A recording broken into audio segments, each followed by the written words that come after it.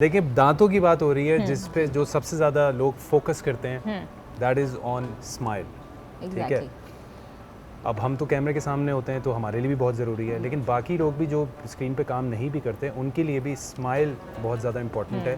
किसी के दांतों में थोड़ी सी जो है वो अगर बैलेंस नहीं होते हैं कुछ भी तो वो अलाइनर्स यूज़ करते हैं जो कि आजकल बहुत कॉमन है। अलाइनर्स के बारे में थोड़ा सा आप ज़रा देखिए, स्माइल इज़ पर्सनालिटी। अगर मुझसे पूछें तो मेरी सबसे पहली नज़र दांत पे जाती है। हाँ, और फिर डॉक्टर भी हैं आप। हाँ, और माशाल्लाह आप लोगों के बड़े खूबसूरत दांत हैं। मैंने पहले यही देखा। आप तीनों की कह रही हैं ये सिर्फ तीनों की कह रही हूँ माशाल्लाह। तीनों के दांत माशाल्लाह बहुत खूबसूरत हैं, अलाइंड हैं।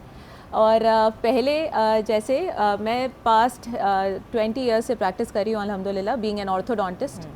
तो जो मतलब बाय डिफ़ॉल्ट जो हमें पढ़ाया जाता था वो ये था कि भाई जब टेढ़े हो जाते हैं दांत तो आप ना वो कन्वेंशनल ब्रेसेस लगा देते हैं दांतों के ऊपर। और उसमें मेजरली एशियंस में होता यह है कि जब भी आप किसी के टेढ़े दांतों को सीधे करने के बारे में सोचते हैं ना, या आप उसको प्लान करते हैं, तो आप ये देखते हैं कि उनका आपस में जबड़ों का क्या ताल्लुक है जिनके अंदर दांत मौजूद हैं, और फिर उन दांतों का उन जबड़ों के साथ आपस में क्या रिलेशनशिप है, मतलब वो कितने बाहर हैं कितने अंदर हैं। फिर हम एक रेफरेंस पॉइंट लेते हैं और उस रेफरेंस पॉइंट के साथ उसको मेजर करके फिर वो ब्रेसेस लगाए जाते थे।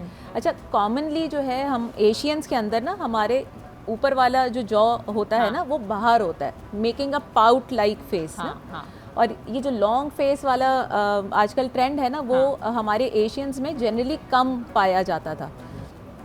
तो उसमें होता ये था कि जब ब्रेसेस का कोई भी ट्रीटमेंट होता था तो फिर आप दांत निकालने की तरफ जाते थे। मोस्टली 80% ऑफ द केसेस आप दांत निकालते थे, फिर उन दांतों को पीछे ले जाते थे और जबड़ों को अलाइन करते थे। Then came aligners. ये थोड़ा 8-10 साल हो गए हैं अब उसको, मैं इनके पाइनियर यूज़र में से हूँ अल्हम्दुलिल्लाह। अच्छा, जो ड्यूरेशन है ब्रेसेस का और अलाइनर्स का ये सेम है या फिर नहीं, डिफरेंट है, केस टू केस वैरी करता है।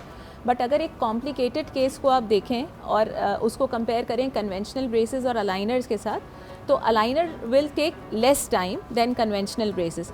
वो स्टार्ट में आपको रिजल्ट नहीं देगा शुरू में, लेकिन एंड जल्दी हो जाएगा।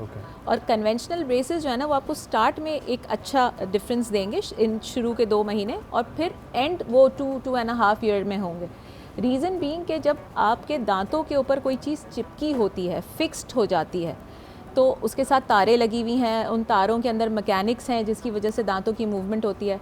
अब आप हर चीज़ खा रहे हैं उसके साथ, क्योंकि उसमें परहेज़ होती है। आप स्टिकी फूड नहीं खा सकते, आप हार्ड फूड नहीं खा सकते, आपने अपने दांतों की मसूड़ों का बड़ा ख्याल रखना होता है। ये भी होता है उसके बाद जी, और बहुत रिस्ट्रिक्टेड आपकी डाइट हो जाती है।